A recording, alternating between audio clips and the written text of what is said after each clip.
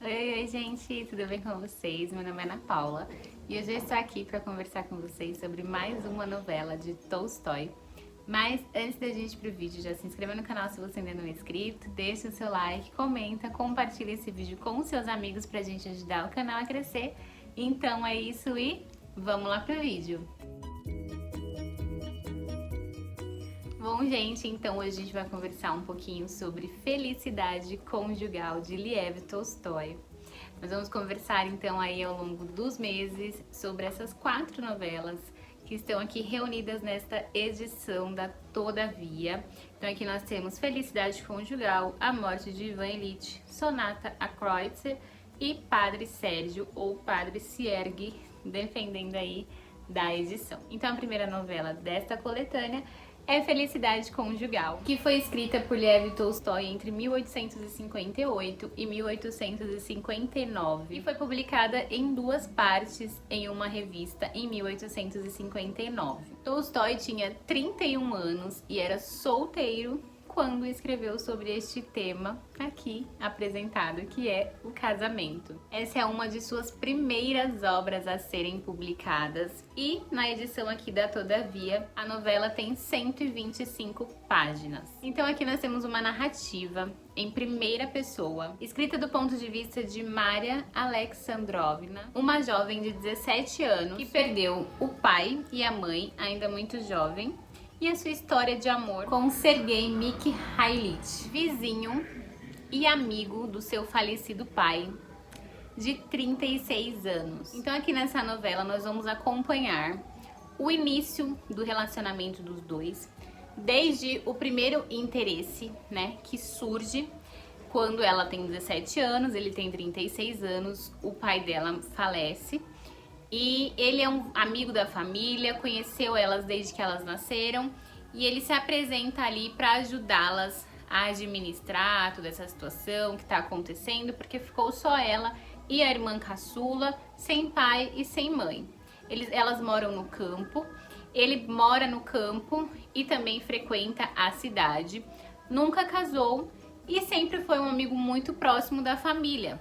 A gente vai começar a acompanhar então o interesse da Maria surgindo por ele, um interesse que aparentemente aos olhos dela não é incentivado e não é nutrido por ele, por conta da diferença de idades, porém para nós leitores que estamos vendo de fora, dá para perceber que é um amor que ele vai plantando, que ele vai semeando e ele vai nutrindo nela, até porque ele é um homem muito mais experiente e ela é só uma menina de 17 anos, órfã, que mora no campo sozinha, isolada de tudo e todos, então é muito mais fácil para ele conquistá-la do que o contrário. Então a primeira parte da narrativa, ela se passa no campo.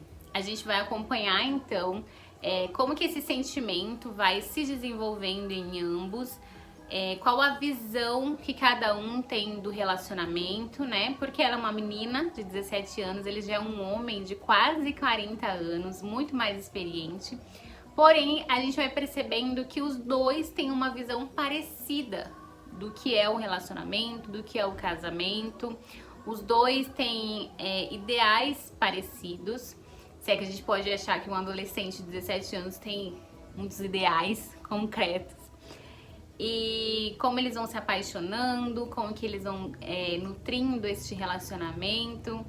E ele, por ser mais velho, ele quer ficar ali naquela vidinha dele pacata, finalizar os dias dele ali no campo, uma vida mais tranquila.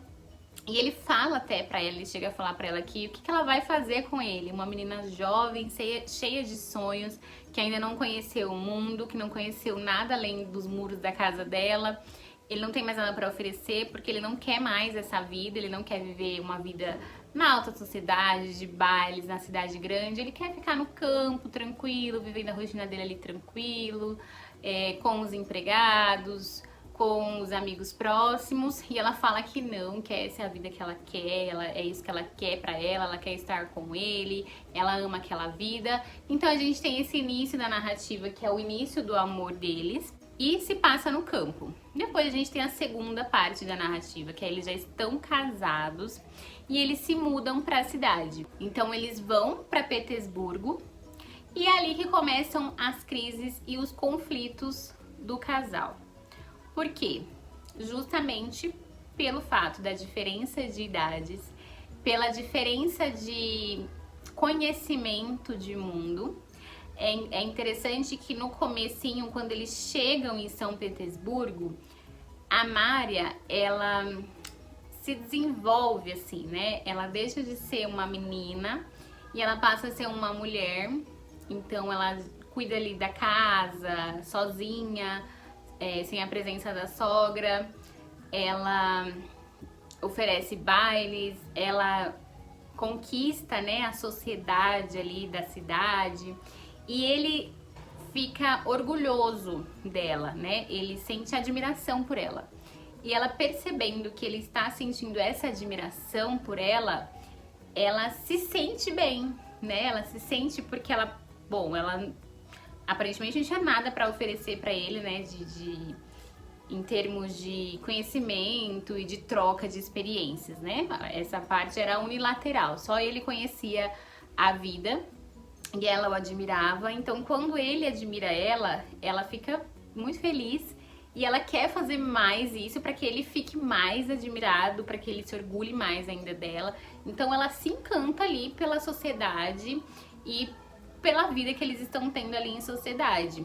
Porém, para ele, que já é uma pessoa mais velha e que ele já não queria mais fazer parte daquela sociedade, ele já queria ser mais recluso, para ele não tem nada de novo ali. Então, em poucos dias, ele já se cansa, ele já não quer mais estar ali, ele já quer voltar pro campo, pra vida pacata dele, enquanto ela está deslumbrada, apaixonada e encantada com a sociedade, com a cidade grande e com essa rotina, né, que pra ele são coisas fúteis.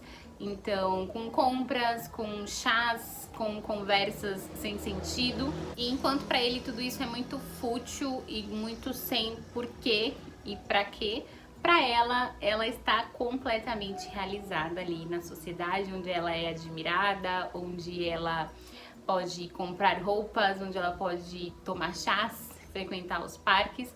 E ela está deslumbrada. E nisso a gente começa a ver os conflitos do casal, porque a gente começa a perceber que eles não se conheciam, foi um amor que não foi cultivado por tempo suficiente, eles não têm interesses em comum, a diferença de idade afeta muito, e não só a diferença de idade, a diferença de maturidade mesmo, de cabeça, de conhecimento de mundo, de ideias, e isso vai distanciando o casal, né? Eles começam a ter as crises deles, eles começam a ficar cada vez mais distantes um do outro. Mesmo com a chegada dos filhos, eles não se reaproximam.